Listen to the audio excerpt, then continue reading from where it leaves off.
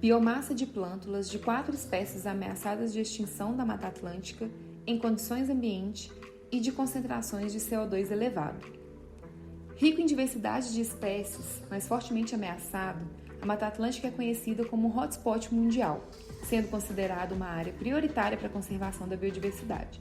Devido à intensa exploração de seus recursos, muitas espécies que compõem o bioma encontram-se ameaçadas de extinção, tanto da flora quanto também da fauna.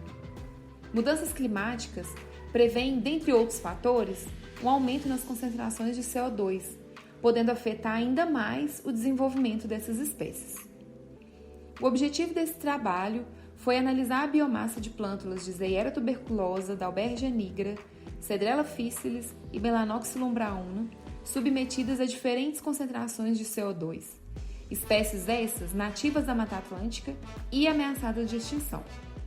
As sementes dessas espécies foram selecionadas e colocadas para germinar. Selecionamos sementes de pelo menos 5 matrizes diferentes para cada espécie. Posterior à germinação, as mesmas foram semeadas em tubetes com solo nativo, no nosso caso, latossolo vermelho e amarelo. Parte das mudas foram colocadas na câmara climática sob concentrações de CO2 a 800 ppm, uma média de temperatura de 25 a 28 graus e umidade de 60 a 80%. A outra metade das mudas foi levada para a estufa sob concentrações de CO2 a 400 ppm, que é o próximo ao ambiente natural, e uma média de 23 a 28 graus de temperatura, com 76 a 92% de umidade. Após 90 dias, as mudas foram coletadas, lavadas, separamos as partes das plantas em raiz, caule e folhas, elas foram mensuradas quanto à massa fresca, o que a gente identificou como MF, todas elas pesadas em balança de precisão.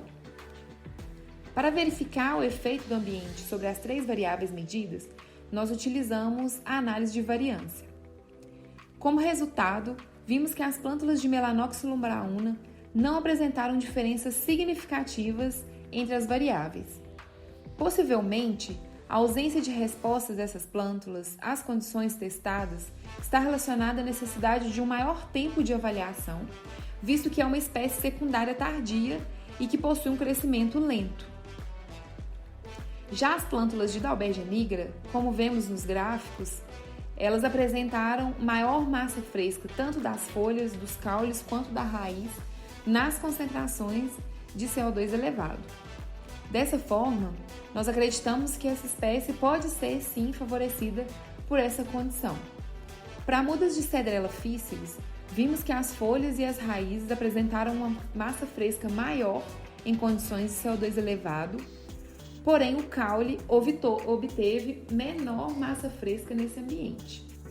Acreditamos que o aumento nas concentrações de CO2 pode provocar alterações no desenvolvimento e no padrão de alocação de biomassa entre os órgãos dessas plântulas. O mesmo ocorreu com a Zeiera tuberculosa. Porém, no caso da Zeiera, a massa fresca das espécies que estavam submetidas a altas concentrações de CO2 foi maior apenas nas folhas. Tanto o caule como também a raiz obtiveram massa fresca menor em um ambiente com CO2 elevado. Zeiera, bem como o cedro, mostraram um comportamento de alterações de alocação de biomassa quando submetidas a cenários de CO2 elevado. O que os nossos resultados traduzem é que cada espécie provavelmente responderá de forma singular às mudanças climáticas previstas. Deixo aqui o meu agradecimento a todas as pessoas interessadas em conhecer um pouco do nosso trabalho. Obrigada!